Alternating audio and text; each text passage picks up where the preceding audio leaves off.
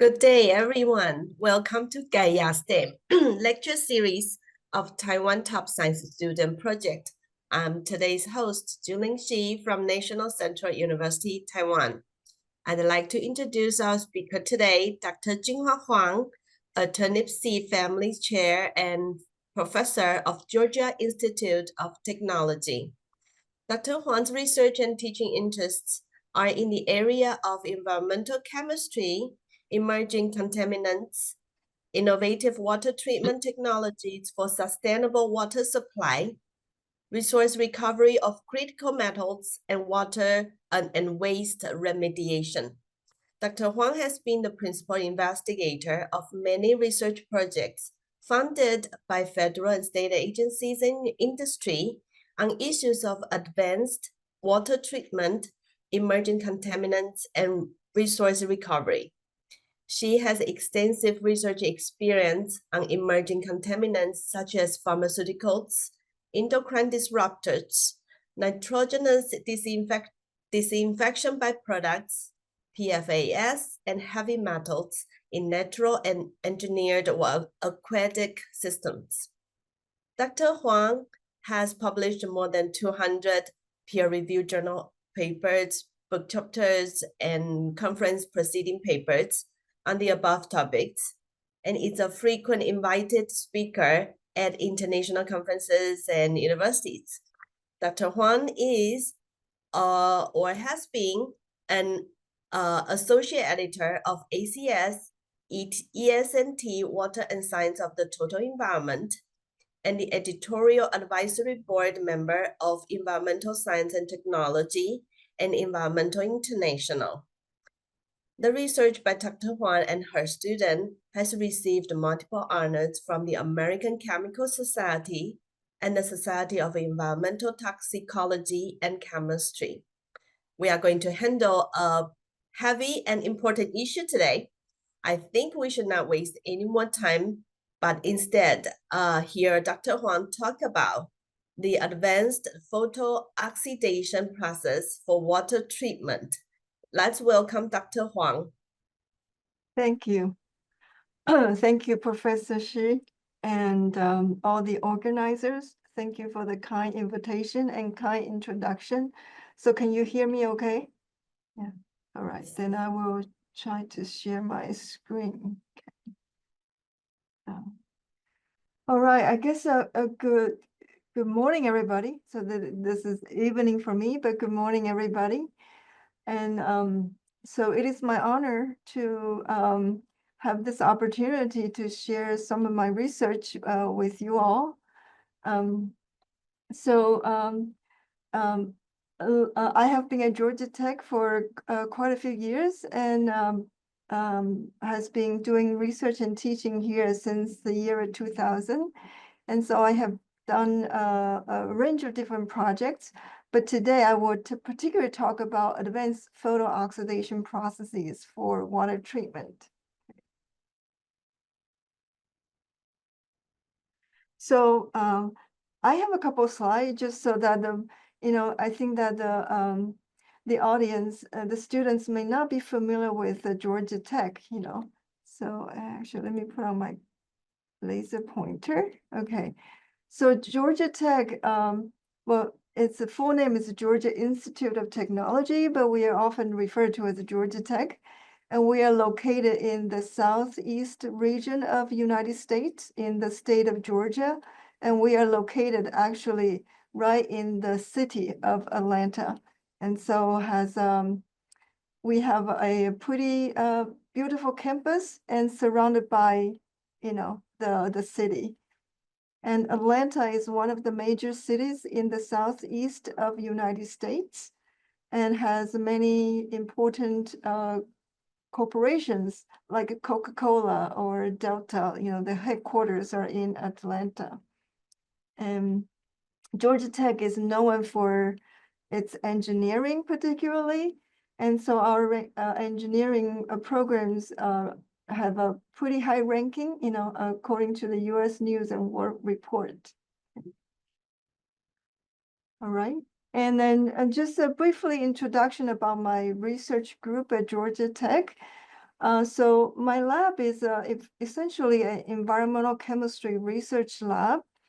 And so there are 3 areas primarily that we have been conducting research in recent years. One is emerging contaminants, or the contaminants in the environment that are of increasing concerns. And this group of contaminants, we will do a lot of monitoring and for their fate in different environmental systems. The other one is the water treatment and reuse. So this is essentially the topic that I'm talking about today. And so we develop treatment processes to purify water, remove contaminants. And then the third area is resource recovery, which we conduct basically try to convert waste products into valuable resource. So for example, we are doing the critical metal extraction and purification from waste products like coal ash. And so that's another area of our research. Okay. Of course, research cannot be accomplished, without very important, the most important thing is the people. And so I have been very fortunate to work with the various graduate students, postdoc, as well as undergraduate students, and to different kind of research projects. And they are the one that working very diligently in the lab and collect all the data. Our research is also funded by various different funding sources. Most of them are the funding sources in the United States from federal government, such as National Science Foundation, U.S. Environmental Protection Agency, U.S. Department of Agriculture, Department of Energy, City Center of Disease Control, so on and so forth. We also have funding support from the industry. And so a range of different sponsors have supported many of my proposals and research projects, and also for the graduate students and postdocs. All right, so let's get to the important topic of today. So water treatment. So I don't know everybody's background here. You may or may not be familiar with water treatment, but just for a minute, imagine if a world, exists without water treatment. As you know that wastewater, if it's untreated, the wastewater contains a whole range of contaminants, such as suspended solids, organic, compounds, nutrients like nitrogen and phosphorus. There could be pathogens, and also there could be all kinds of contaminants like pesticides, even medicine, pharmaceuticals that we take and excrete it through our body. And there also could be heavy metals. So there are many, many different contaminants that exist in wastewater. So without treatment, then we just discharge this wastewater to the environment. As you can imagine, that they will cause all kinds of problems. Not only the aesthetic and odor problem, the nutrients and organics can cause eutrophication of lakes, right, and rivers. The pathogens can, transmit disease, and all these contaminants in water could cause environmental toxicity. So I often like to use this slide to talk to my students that major in environmental science or environmental engineering, that their work is very important. We need to have a top-notch engineering system, top quality engineers and scientists that help, to protect the environment, and then in the business such as water treatment. So as you know that back in 2015, the United Nations have set these 17 Sustainable Development Goals for 2030. So right now we are 2024. So we should look at what we have achieved in the past 10 years, and we have only about 6 more years to go. So within these Sustainable Development Goals, one of them is clean water and sanitation. And this is, of course, very closely related to my program and also my research here. I also want to mention that water treatment, there are various different types of water, and we often have to develop or design different types of treatment processes because the water has to be treated to the level that fits its purpose, right? So the water could be for drinking, or the water is just for wastewater discharge to protect the environment. There's also industrial water usage. There's also food processing water, or for recreational, like swimming pools. So different types of system requires different types of water treatment for its purpose. So I wanted to talk about the treatment processes here. This slide, I'm showing you that the top figure here is probably a very typical drinking water treatment process. So we usually take water from somewhat a clean source, like a lake, and then the water will be treated like using an oxidant, and then you have a filtration, and then you final with adding with some oxidant, and then this clean water can be distributed to different houses. So the bottom one here is for the wastewater treatment. So wastewater comes from our houses and also from factories. And these are a lot more, these are a lot dirtier water compared to, lake water, something like that. So we have to use all kinds of process. First, we have to remove a lot of debris. And then we use bacteria to degrade the organics in water. And then we will try to disinfect using oxidant or UV light, and then remove nutrients. And so oftentimes this will goes to discharge to the environment. But nowadays, the water is become more and more scarce, or essentially the ambient water is not enough to support the population, or the climate change has caused the weather to change so much. Sometimes we have too much water, sometimes we do not have enough water, during the day, during the time that we need water. So the wastewater reuse is become more and more important. In those cases, then we will add the advanced treatment to further clean this wastewater, to remove as many contaminants as possible. And then this highly treated wastewater now can be suitable for reuse purpose. So this highly treated water may be going back to an environmental water. We call this as indirect potable reuse, or sometimes even directly go to the drinking water treatment plant. That will be the direct potable reuse. Okay, so in the water treatment processes, of course, you can see that it uses a sequence of treatment processes. And within the sequence of processes, there are many places that we actually need to apply oxidants. Like the example here, maybe using ozone, maybe using chlorine. Even in wastewater treatment, we will also use different types of oxidants, okay? Or even advanced oxidation processes, which I would explain more later.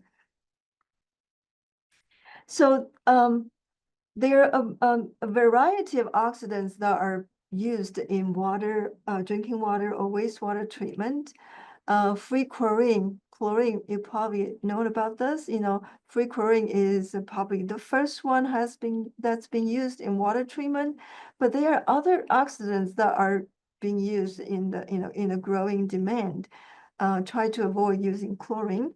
Or advanced oxidation is that these oxidants will be activated using light or using catalyst to produce radicals. The radicals are even stronger oxidants, and that can kill pathogens or degrade contaminants even more effectively. So I want to mention about the chlorine-based oxidant. So chlorine is used for water treatment, water disinfection for more than 100 years. So starting in the early 1900s, this is when chlorine started to be used in drinking water treatment. And since the utilization of chlorine for water disinfection, the disease that are transmitted by water is decreased substantially. So now, right now, we do not have, like typhoid or cholera, this type of waterborne diseases. So the chlorine, is good in the sense that it is very effective as a disinfectant, and it also is very inexpensive. However, there's also a bad side about using chlorine for water treatment. That is, the chlorine can react with organic matter in water, and this reaction will generate the halogenated disinfection byproducts, like those chlorinated, byproducts. And these chlorinated byproducts are carcinogens. And so, we kill the pathogens so people do not get sick immediately. However, people may be exposed to the low concentration of these carcinogens over time, which is a chronic risk, right? So over time, the long-term exposure risk. So it will be desirable not to use chlorine-based disinfectants if we can find other alternative methods for water treatment. Instead of a chemical-based treatment, we also, you probably have heard about using ultraviolet light for water disinfection.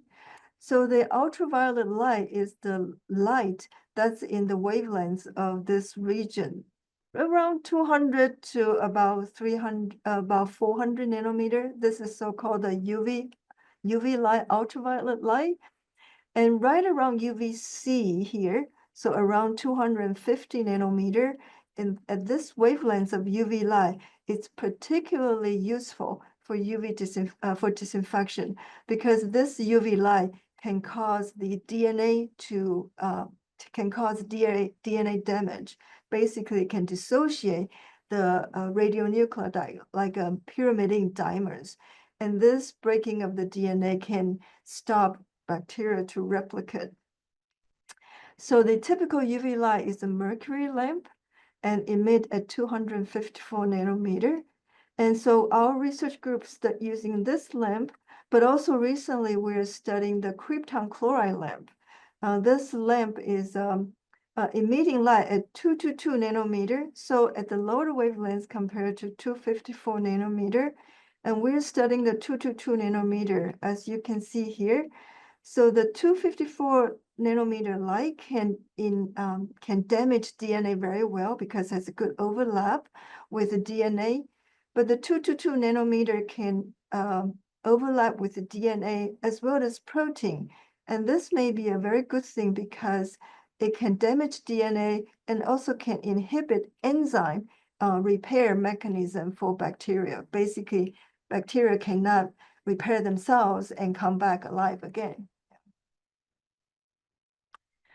So, so in general, the framework or the motivation of our research is that we know chlorine has been a very effective and inexpensive disinfectant for water treatment.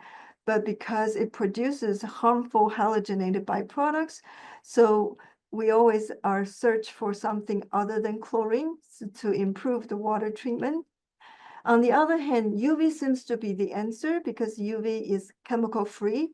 It is an effective disinfectant, but UV requires high energy and higher cost. And also UV cannot degrade chemical contaminants in water. And so obviously neither approach is the perfect solution for water treatment. So we are also looking at the advanced treatment, which can meet the demands for water treatment that the single treatment here that cannot achieve, such as membrane processes.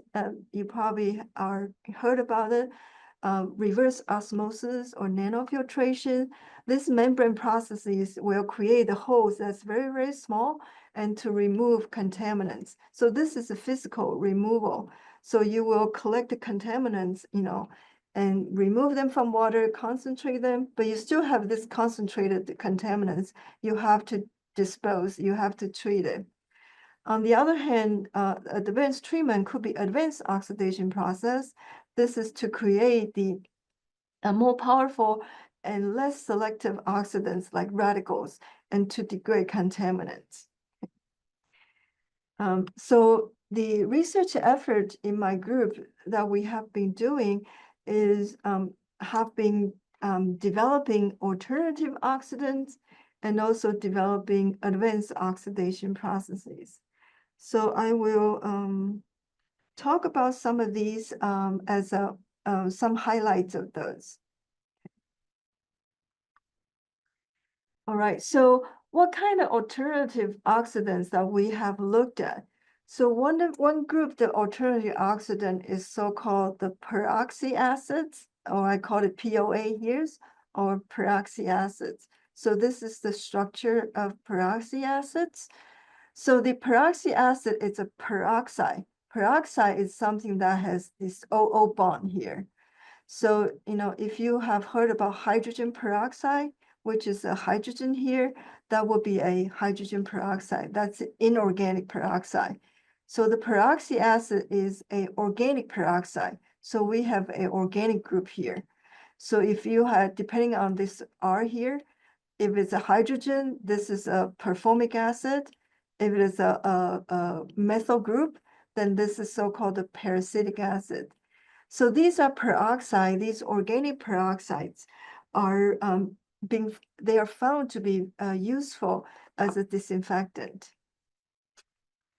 So they are being used in the United States for wastewater disinfection. You can see that at the different states, these peracetic acid, PAA, has been used for wastewater disinfection.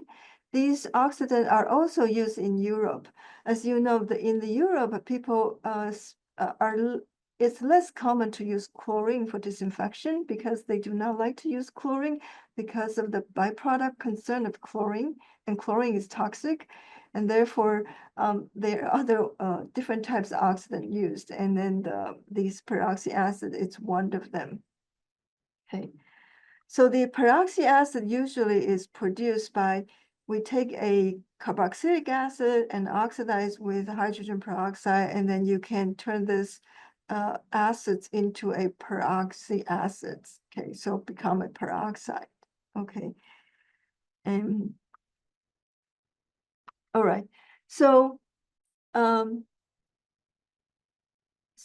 for this group of new disinfectants or this new oxidants, so we basically conduct research to try to answer two questions.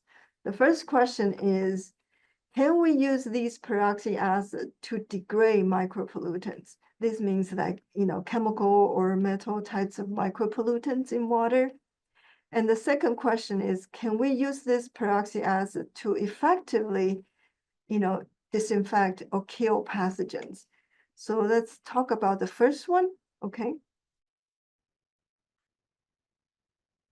So, so here's example is in our water, there could be a bunch of pharmaceuticals, because after we take the medications, actually a majority of medication just excreted through our urine and then go into the wastewater. And here's some, different types of pharmaceuticals. And then if we treat those pharmaceutical compounds with peracetic acid or PAA only, we actually cannot degrade them. But when we combine this PAA with UV light, then we can see that these compounds will decay, very quickly. So this is over time, and this is the concentration, so decrease very quickly. And the reason is that this oxidant is a very selective oxidant.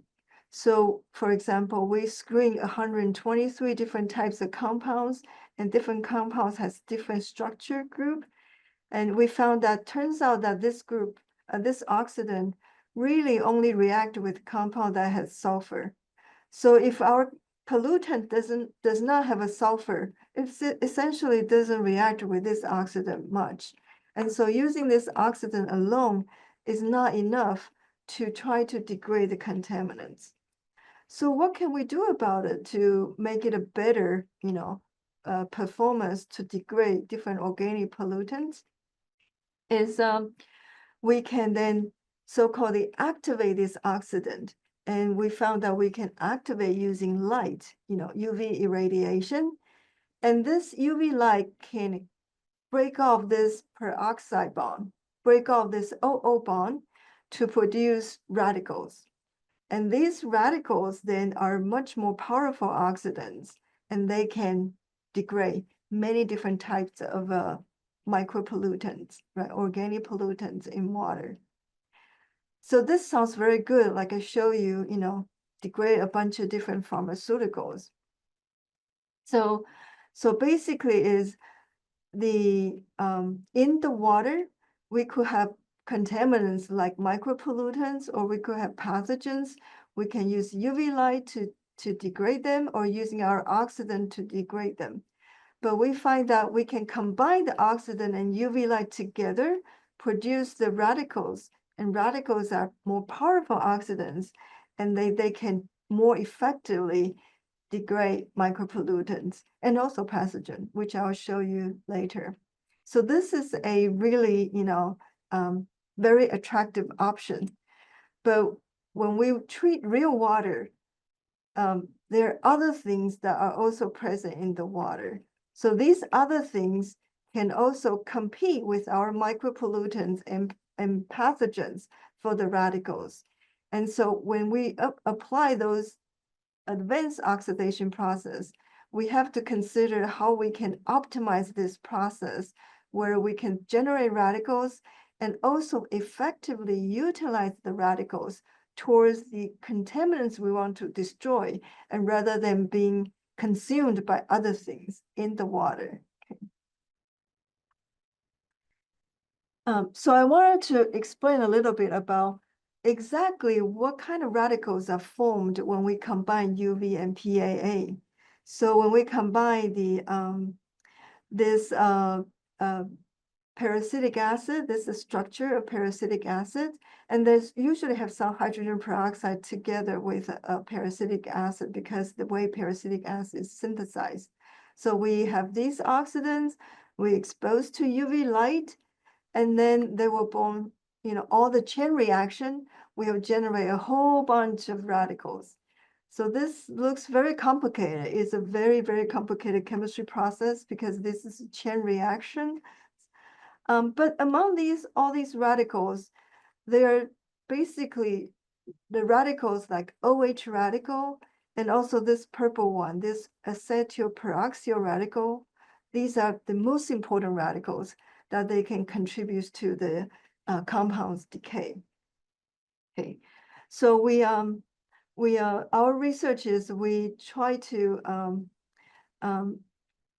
characterize this complicated chemical reaction series as much as possible. Right, so these radicals are responsible for this much more significant decay of pharmaceuticals. And so we take all these chain reaction, in this radical generation, totals about 56 reactions, and then we put it into a kinetic model. And so in this computer-based kinetic model, we can then estimate how fast the compound will decay by, being able to estimate how much of the radicals will be formed. Okay. So our kinetic model, we can calculate how much of the radicals are formed at their concentration. So essentially, our model also, indicates that these are the key radicals that are formed in this UV-PAA advanced oxidation process. And using these models, then we can then predict how the compound decay. Okay.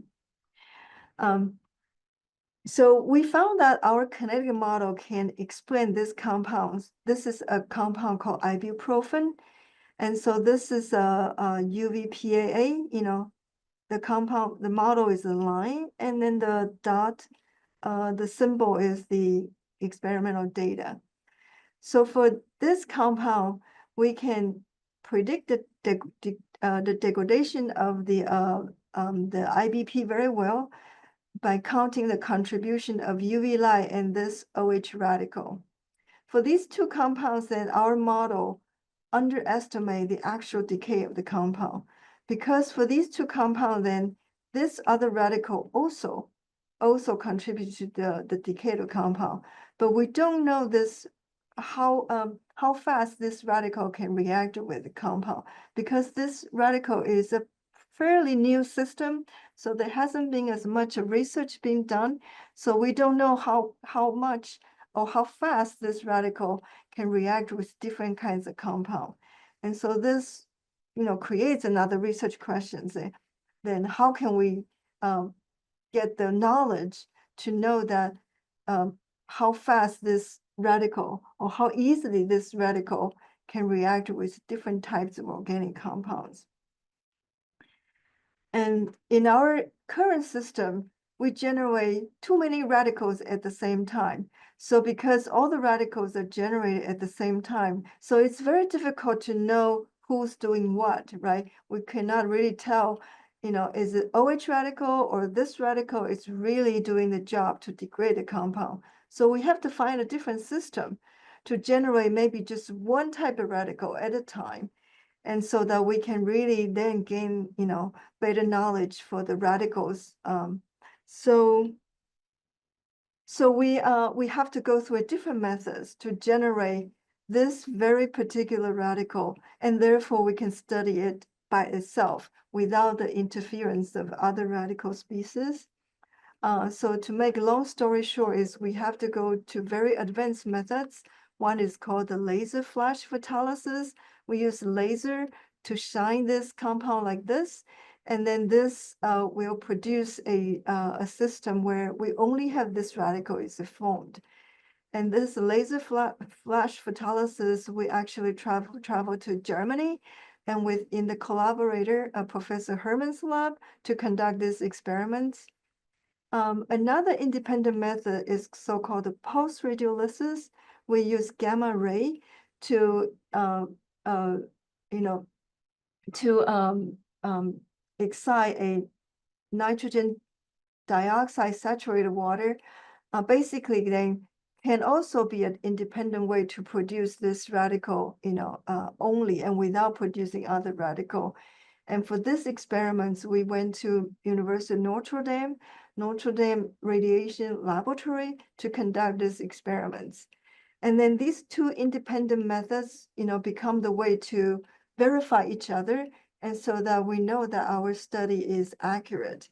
And after we have done this, then we could have the knowledge for how this compound react with different, how this radical react with different compound, and then we can put that into our kinetic model to improve our kinetic model.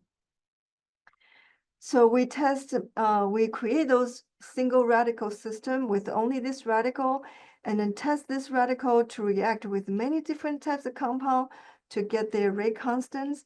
Now we have this knowledge now, and then we can put it back into our model. As you can see that the dotted line is our old model. The new model is this thick pink line. And with our new model, the new model agree with the experimental data much better. So all these, the discrepancy from the old model now can be accounted for because this is the contribution from this radical for the compound decay. Okay. All right. So moving on to look at this peroxy acids, can they be a very good disinfectants to kill pathogens? Okay. So we've done a bunch of research, of course, to try to answer this question. These peroxy acids, we have compared these peroxy acids for bacteria inactivation against chlorine. So we wanted to see that compared to chlorine, which has used for more than almost 100 years, can these peroxy acids be equal, better, or worse than chlorine? And so you can see that the chlorine these are two different bacteria. This is E. coli at the upper figure, and this is a Staphylococcus, a different type of bacteria. So the E. coli is a gram-negative bacteria, and Staphylococcus is a gram-positive bacteria. So the gram-negative and gram-positive, just the bacteria's cell wall is different. So bacteria outside is a little bit different structure. the green symbol is chlorine, and then the black one is PFA, performic acid. The blue is peracetic acid, PAA, and then the red, and the blue is the propionic acid. So basically, you can see that the y-axis here showing that it's called the log of a decrease of a bacteria population. So each of decrease from each of decrease means is 10 times. So for example, if you have a 1,000 bacteria, then this becomes 100, and then this become 10, and this become 1 bacteria left. Yeah. So based on this decrease of bacteria population, that shows the bacteria inactivation efficiency. So basically what we see is that the PFA is very good. It's actually even better than chlorine. And then the PAA and PPA is similar, and they're not as strong as a disinfectant compared to chlorine. Okay. So overall is these peroxy acids are promising. At least they can deliver, even better disinfection than chlorine, or they can still achieve very good disinfection within several minutes. And we also found that these oxidants inactivate bacteria through a different mechanism compared to chlorine. Okay, so you can kill bacteria by break off the bacteria. That will call the cell damage and lysis. The other one is get inside the bacteria and create the intracellular stress. And how can we tell? This is a microscope. We can put dye, a very special type of dye into bacteria, and this dye will get inside the bacteria. And so this dye can help to see that whether the oxidant has get inside the cell or not. So if the oxidant gets inside the cell, then you can see this, it can react with the dye inside the cell and produce this green color. So the more green color you see, meaning that the oxidant has gone inside the cell and then oxidized that dye. On the other hand, the red dye we use here, this will indicate where the cell has been, damaged or even lysed, basically broken up. So the more red you see, that the bacteria is being lysed and then basically burst, damaged. And you can see that for the PFA and PAA, you see more green here compared to chlorine and chloramine, so more intracellular stress. But for chlorine and chloramine, so these chlorine base, there's more red here, is for the cell lysis. So I have some image here. Now you can see that for exposing the bacteria to these oxidants over time. So you can see that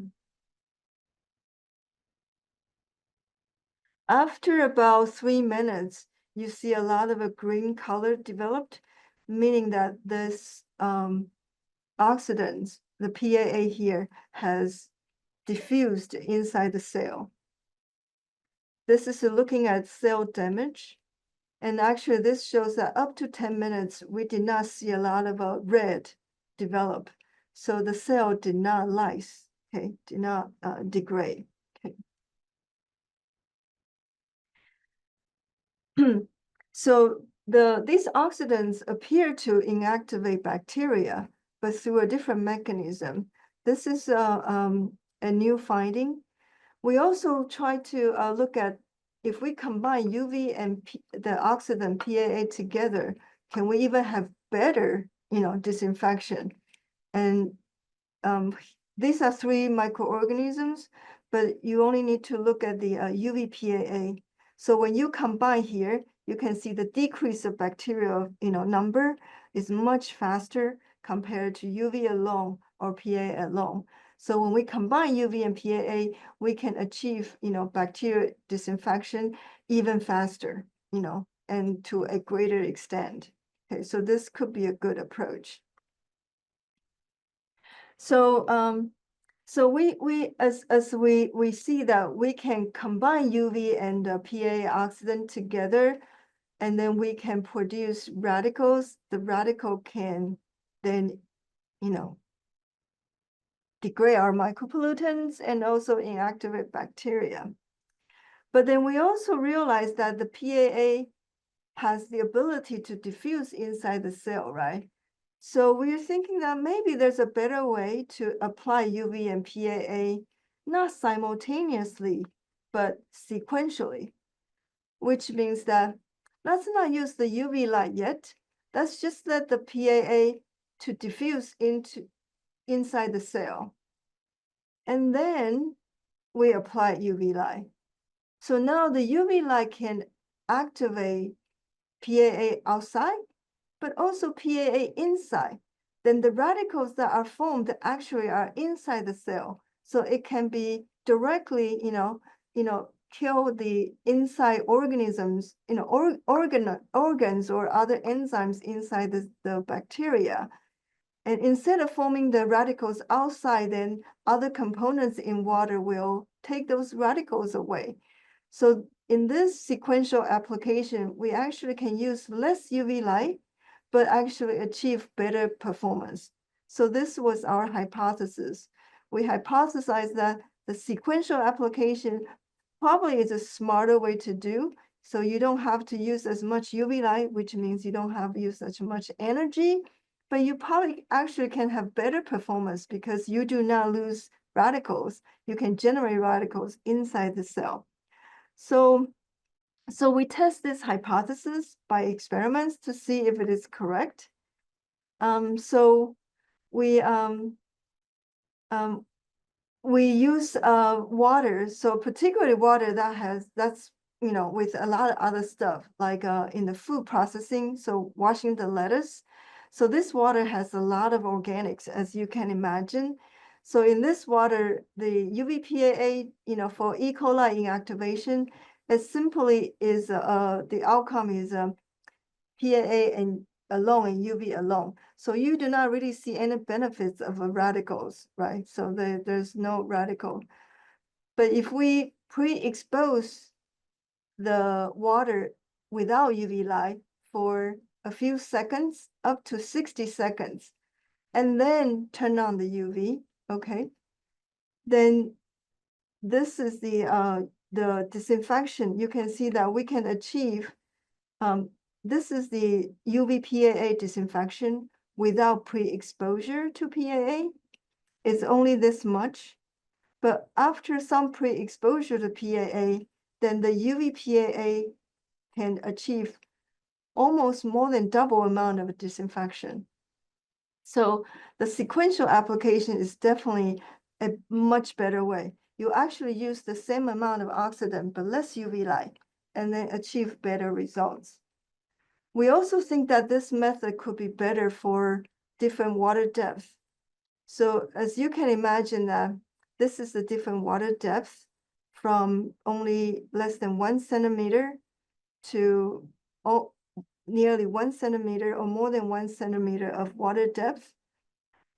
Because water is deeper, then UV cannot penetrate as well, right? As you can see that the disinfection will decrease. And UVPAA also, with the water become deeper, then you cannot achieve as good a disinfection. But if you use sequential application, then you are less impacted by water depth. So that's also is very advantageous to do so. All right. So that was a quick summary or quick highlight of our research in this area. So the what I presented today shows you that this group of new oxidant called the peroxy acids, they are effective disinfectants, but themselves are selective oxidants, so they cannot really effectively oxidize pollutants. Okay. This may be a good thing because these selective reactivity may be better to form less harmful disinfection byproducts, like and in contrast, chlorine is a less selective oxidant, so it can oxidize many organics and to generate chlorinated byproduct. Sorry, yeah. So the second one is our research shows that the peroxy acid's disinfection mechanism is different from chlorine. They disinfect mainly through diffusing into bacteria and to cause intracellular oxidation. Chlorine, on the other hand, induces bacterial surface damage and cell lysis. Okay. The activated PAA by UV can produce radicals, particularly OH radical and acetyl-peroxyl radical. These two radicals are very useful for advanced oxidation, to enhance disinfection, and to achieve micropollutant degradation. So UV light combined with oxidants such as peroxy acids, these are advanced oxidation processes, appear to be promising strategy to achieve high water treatment efficacy. All right, I will leave with this slide again to consider the sustainable development goals of for the world, and hope that more students will be inspired to pursue STEM education, and then devote your energy and your knowledge to contribute to any of those sustainable development goals in the future. Okay. And thank you, and be happy to answer questions. Thank you, Dr. Huang, for guiding us to the overview of water treatment and the photo oxidation process. It's also very interesting to see how you test different ways of using UV and PAA to see their different effectiveness. That's very well, to me, I'm a dummy to chemistry, and it's surprising to me. It's quite today's talk is quite chemistry based knowledge, and there should be more concepts that we have not yet be able to capture. So I'd like to open the floor for questions and discussions. Audience, you can use the raise hand function to talk to our speaker, or write down your questions in the chat box, and we can relay your questions to Dr. Huang. Dr. Huang 今天可以讲中文，他听得懂。那虽然有一些专有名词可能还是会用英文来回答。那如果您想用中文问问题，那我们黄老师也是可以听得懂的。那就欢迎大家来提问。While we are waiting for their questions, may I pitch my first one? What are the main challenges in implementing advanced photo oxidation, the process that you talk about on a large scale of urban water system? Yeah, that's a very good question. So I think the main challenges is energy cost. Yeah, the main challenge is energy cost. So so they are definitely large scale UV treatment out there, and then so some of the locations, or some countries, or even some different parts in the same country, they have the financial resources, they have the ability to support a system like UV, but maybe some other places are not, because of the electricity is much more expensive. The different country, the electricity cost is different. And therefore, I think that the energy cost is one of the major, one of the main obstacles. And but there are other ways to do the advanced oxidation. For example, people have using the catalyst instead of UV light to do the advanced oxidation, or can produce catalysts that use visible light, so without using the artificial light. Another way to apply advanced oxidation processes will be more like in the industrial wastewater, or in the because water treatment is usually a sequence of process, right? So for example, the advanced treatment, the first advanced treatment maybe is a membrane-based treatment. So membrane-based treatments will filter out all the stuff you do not want. But then all these rejects from the water will become a smaller volume, but higher concentration. And so those waste products need to be treated because you cannot just dump it back to the environment, right? So in those cases, then UV light, or advanced oxidation will be very suitable to treat this type of system. Then you do not build huge scale of UV light. You can have more targeted, and a smaller volume for the treatment. And I just now in your talk, we've seen a map of the United States that you highlighted some areas. I forgot what do they apply in that map? Yeah, the map that I show is the states where they use PAA for disinfection. Okay. Yeah, for the UV, actually UV is even more common than PAA. Oh, okay. Yeah, so do they use solar system? No, not solar No. system, UV system. UV systems. That's the artificial lights that you're talking about. Right. That requires a lot of energy right. to do that. Right. I see. And actually, for a lot of the industry, food industry, or some other chemical industry, the UV light is the choice over chemical oxidants. Yeah. I see. I see. So while you're talking about industrial water and food industry, down to our household scale, I found that the toilet water and the kitchen water, in different countries, they treat them differently, right? As far as you know, what can you tell us? How are the systems different?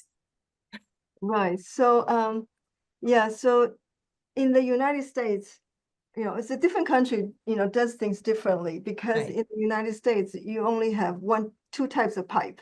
One is the water comes in, there's only two types of pipes. One is the water that comes into your house, right? So these are all have to meet the drinking water standard. And the other pipe is to leave your house. And these are for discharge, right? And so because you do not have different types of pipe going to your kitchen versus to your toilet, so all the water has to meet the kitchen standard, your drinking standard. In the United States, that's the case. But in the Europe, that's not. Like for example, in Netherlands, they have different types of pipes. So right now, the old infrastructures that we have, this simple house design, that we spend a lot of energy and money to treat water for the highest standard, but the water is using for flushing toilet, right? So that is, but to change this kind of infrastructure is not easy because you're talking about hundreds of, millions of homes. How do you change that? So,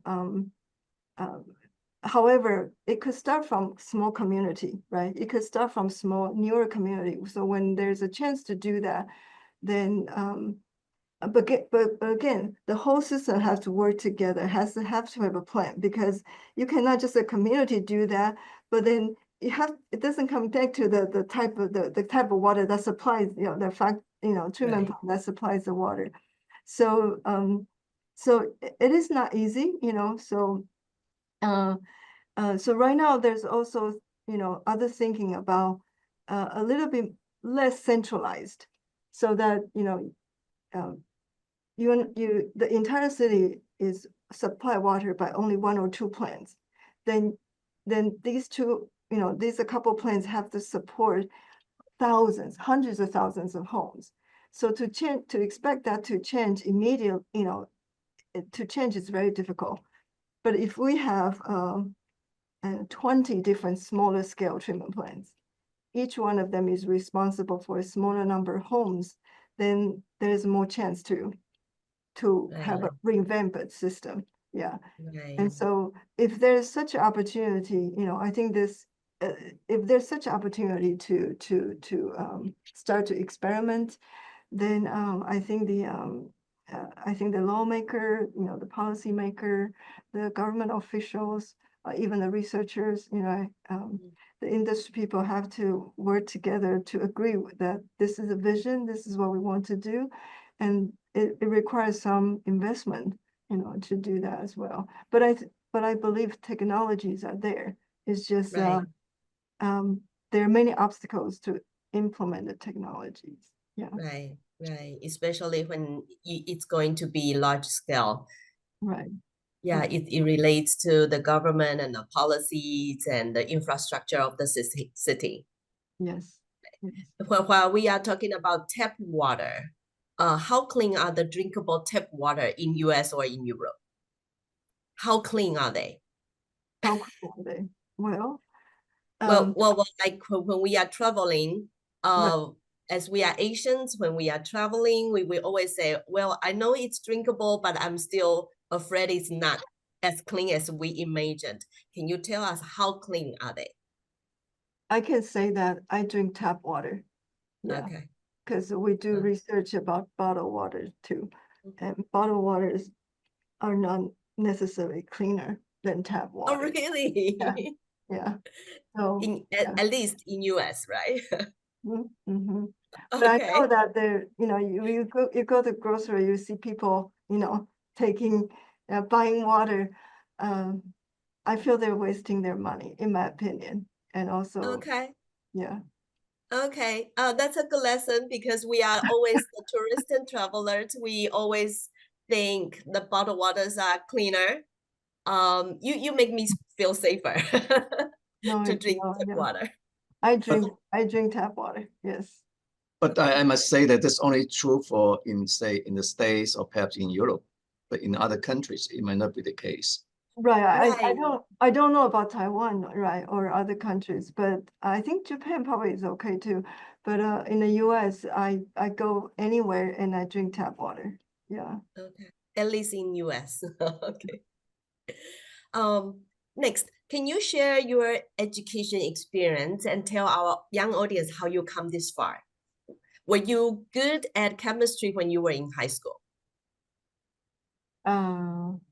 Well, I did like chemistry. Yeah. Okay. And then I went to National Taiwan University. So my undergraduate was a chemistry department, right? My undergraduate major was chemistry.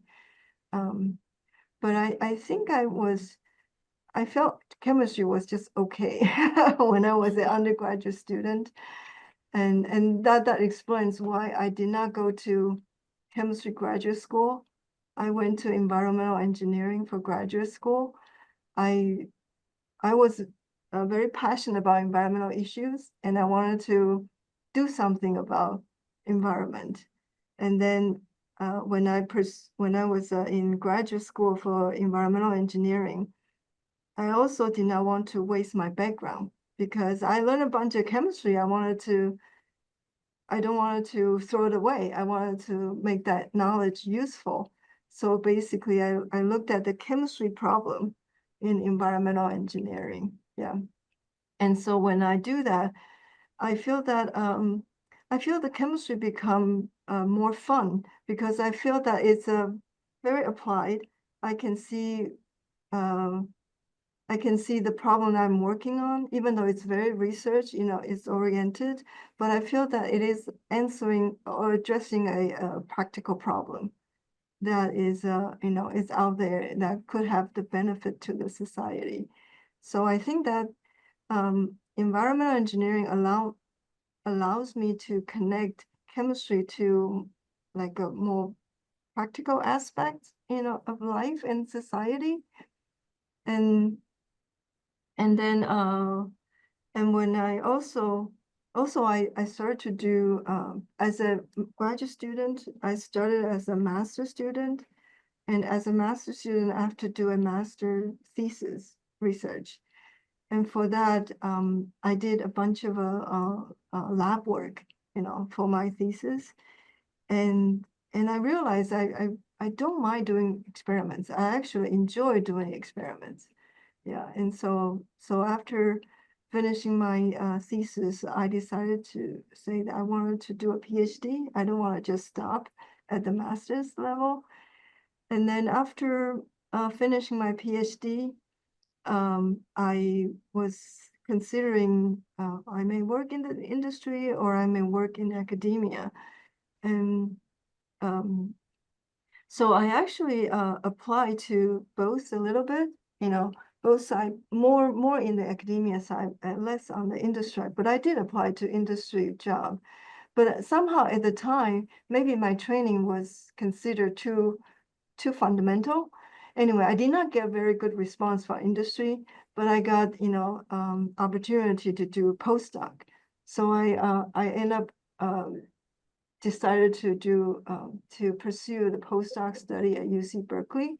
So at Berkeley, so as a postdoc, I did expanded my research experience, and at that time, I started to realize that, or it started to become very clear to me that probably academia is a better option for me. It's better suited to my personality, and also better suited for my chance of landing a good job in the U.S. I guess that was the situation. So I just focus on applying to faculty position. Yeah. I think that as a graduate student, as a postdoc versus as a faculty, I think the research is a different kinds of pleasure. Yeah. So I think as a graduate student, you focus on your own topic and you really go deep and you really focus on learn the whole thing there and then try to turn yourself to be an expert of that. And as a postdoc, I started to have more other duties like mentoring younger students, help to manage lab a little bit. And then as a professor, I find research is even more fun because I can pursue several ideas at the same time. And then I have team, I have students, I have team to work together to test ideas we can discuss back and forth, and then not just me, we can work together to work in lab and to test the idea, and we could learn from each other. So I think as a faculty, when you start to do research in the team, and that become really fun, yeah. And so I think it's a development. It's a gradual development, over time. And also, I think the science is very fun, and then science will become more fun over time because you learn more and you know more, and you start to feel that you can connect the dots better. So when you're very young, you kind of feel that, oh, I know nothing about that, right? And then you feel like a lot of time the knowledge seems to just over your head, and then you feel that, oh, I'm not smart enough, I could never measure up.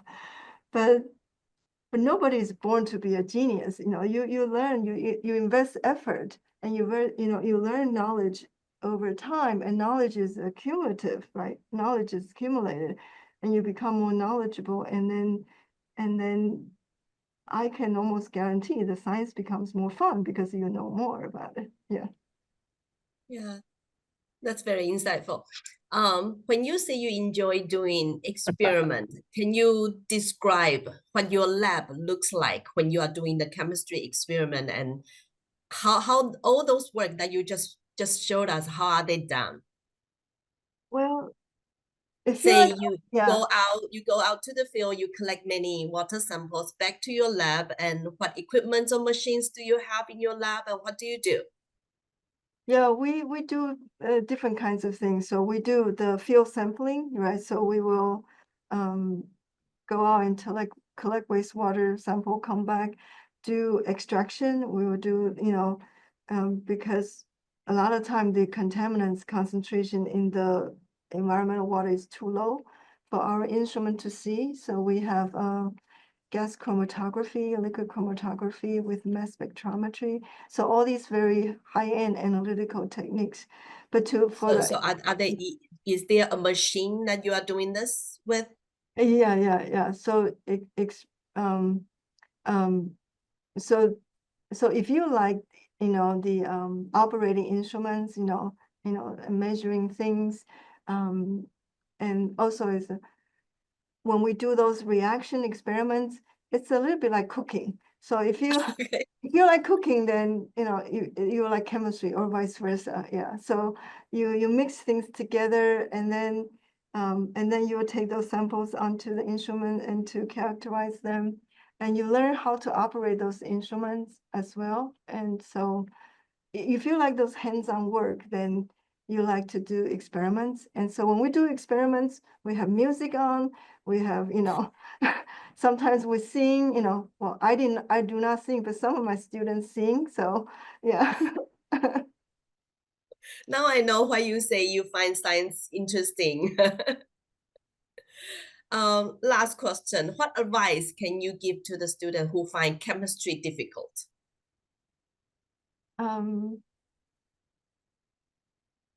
Yeah, I don't know. I think that everyone has, I think I don't think chemistry is for everybody. Just like physics, is probably not for everybody. And I think I think that if you can see the connection between chemistry and life, and I think that you will find that fun, because chemistry is everywhere, like your cooking, for example. Right. Yeah. That's a very good example. From now on, we know chemistry is like cooking, and while we are doing everything, we kind of see chemistry and chemicals working around us. Thank you, Dr. Huang, for very insightful talk and very inspiring talking about not only the water treatment systems, but also your education experience. I think they are very helpful to our young audience today. We also have a very dynamic interaction. Thank you very much. The topic today is one that is, although not quite new to us, but the insights are very new, the methods are very new to us. And it's very important to human life sustainability.